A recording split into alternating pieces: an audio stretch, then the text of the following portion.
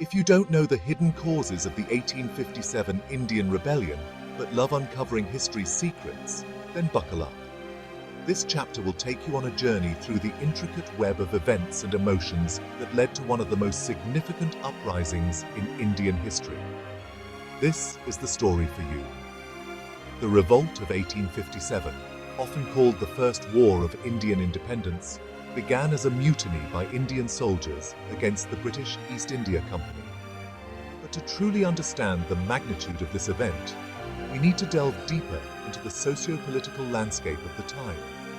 Beneath the surface, there were deeper currents at play. The British East India Company had been steadily expanding its control over the Indian subcontinent, and with this expansion came a series of policies that were deeply resented by the local population. Oppressive taxation drained resources from the local populace, leaving farmers and artisans struggling to make ends meet.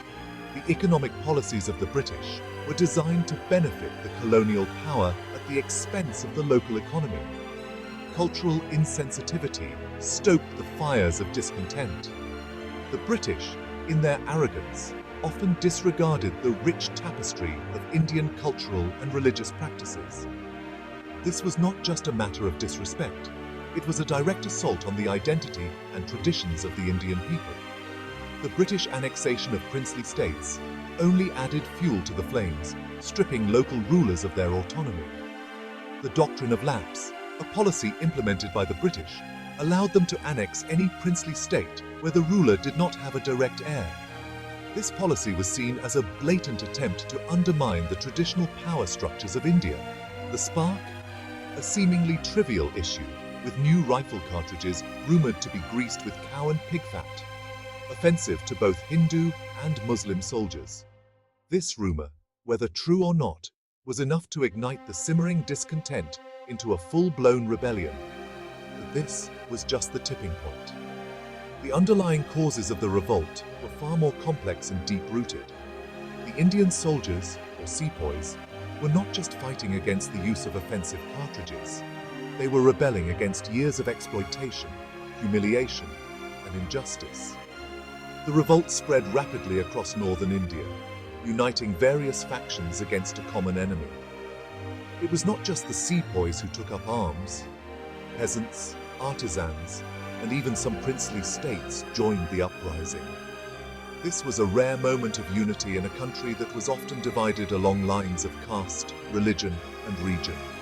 Though ultimately suppressed by the British, the uprising left an indelible mark. The brutality with which the British crushed the rebellion only served to deepen the resentment and hatred towards colonial rule.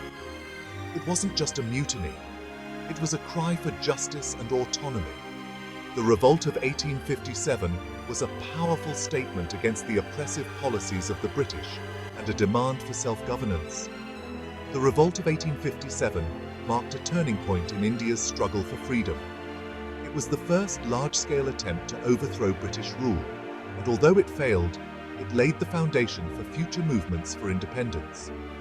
The leaders of the revolt, such as Rani Lakshmibai, Tantia Tope, and Bahadur Shah Zafar, became symbols of resistance and inspiration for future generations. Their bravery and sacrifice were not in vain. They ignited a spark that would eventually lead to India's independence in 1947. But did it lay the groundwork for future independence movements? Keep digging into history to find out. The Revolt of 1857 was a complex and multifaceted event, and its legacy continues to be felt in India today. By understanding the causes and consequences of this uprising, we can gain a deeper appreciation for the struggles and sacrifices of those who fought for India's freedom.